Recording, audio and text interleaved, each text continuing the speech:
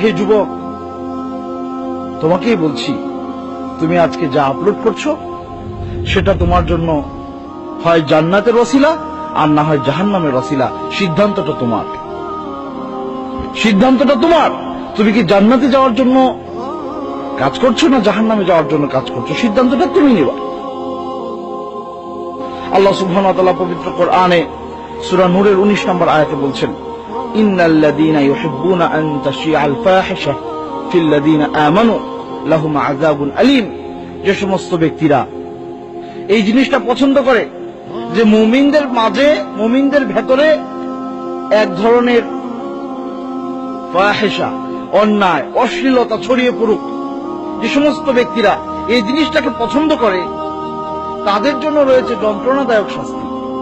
সুতরাং যে সমস্ত ব্যক্তিবর্গ আজকে এই প্রযুক্তিকে কাজে লাগিয়ে অনলাইনে, ফেসবুকে, ইন্টারনেটে নানান ধরনের সাইট খুলে দিয়েছেন, পর্নোগ্রাফি থেকে শুরু করে যা মনে চাচ্ছে তাই দিচ্ছেন, আপনারা মনে রাখবেন, আপনাদের এই একটা মাত্র ছবি আপলোড অথবা একটা মাত্র লেখনী আপনি যেটা দিয়েছেন, যে লেখনী পড়ে মানুষ পথভ্রষ্ট হচ্ছে, পথ হারিয়ে ফেলছে, আপনার যে ছবিটা দেখে একজন যুবক সে তার যৌবনকে বিপথে কাজে লাগাচ্ছে, আর এই ছবিটা কিয়ামত পর্যন্ত যতজন মানুষ দেখবে, যতজন মানুষ এই আপনার লেখাটুকু পড়বে, কিয়ামত পর্যন্ত যত মানুষ আসবে তাদের অপকর্মের একটা অংশ আপনার আমলনামায় লেখা হবে, এতে কোনো সন্দেহ নেই। আল্লাহ সুবহানাহু ওয়া তাআলা পবিত্র কোরআনের সূরা ইয়াসিনে কি বলছেন?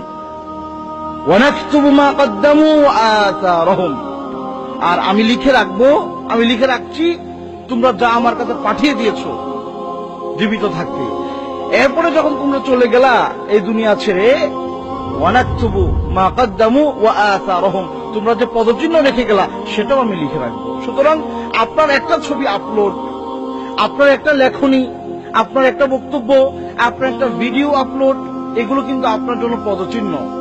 সুতরাং আপনি যদি আল্লাহ সুবহানাহু ওয়া তাআলার কোনো কথা যে মানুষ বলছে তার একটা বক্তব্য রেকর্ড করে দিয়ে দিচ্ছেন, হাজার হাজার লক্ষ লক্ষ মানুষ সেটি শুনে উপকৃত হচ্ছে, আপনার জন্য সওয়াব অপেক্ষা করছে।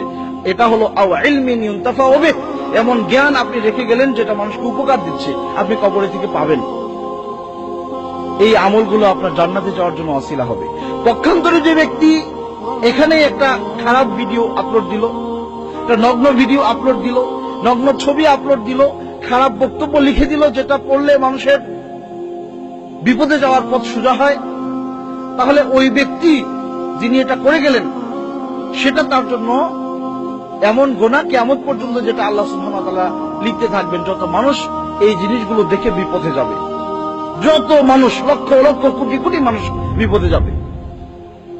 আল্লাহ সুবহানাহু ওয়া তাআলা পবিত্র কোরআনে তাই বলেছেন যে আমি লিখে রাখবো যা তোমরা আমার কাছে দুনিয়ায় থাকতে আমল যা করেছো সেটা, আর যা তোমরা পদচিহ্ন রেখে গিয়েছো সেটা আমি লিখে রাখবো, ভালো হোক খারাপ হোক। সুতরাং সাবধান, আল্লাহ সুবহানাহু ওয়া তাআলাকে ভয় করুন। আপনার কাছে মোবাইল ফোন আছে, ল্যাপটপ আছে, আপনি চাইলেই একটা কিছু পোস্ট করতে পারছেন, লক্ষ লক্ষ মানুষ সেটা দেখবে। সুতরাং সাবধান, আপনি সাবধান হয়ে যান।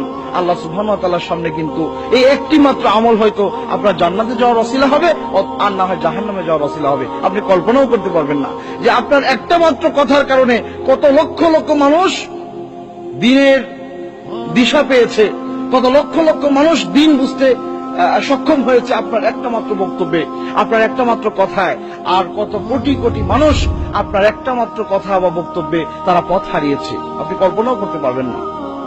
সুতরাং সম্মানিত উপস্থিতি, আসুন এই ব্যাপারগুলো আমরা খুব সতর্ক হয়ে, সতর্ক দৃষ্টিতে আমরা এই ব্যাপারগুলোকে কাজে লাগাই। আমরা তো মনে করছি একটা বক্তব্য আমি না দিয়ে দিলাম, সমস্যা কি? একটা ছবি না হয় আমি পোস্ট করলাম, এর সমস্যা কোথায়? অনেক সমস্যা আছে। হয়তো এই জিনিসটাই আপনার জাহান্নামে যাওয়ার জন্য ওসিলা, আর না হয় জাহান্নামে আপনাকে নিয়ে যাবে। সুতরাং সিদ্ধান্তটা আপনার।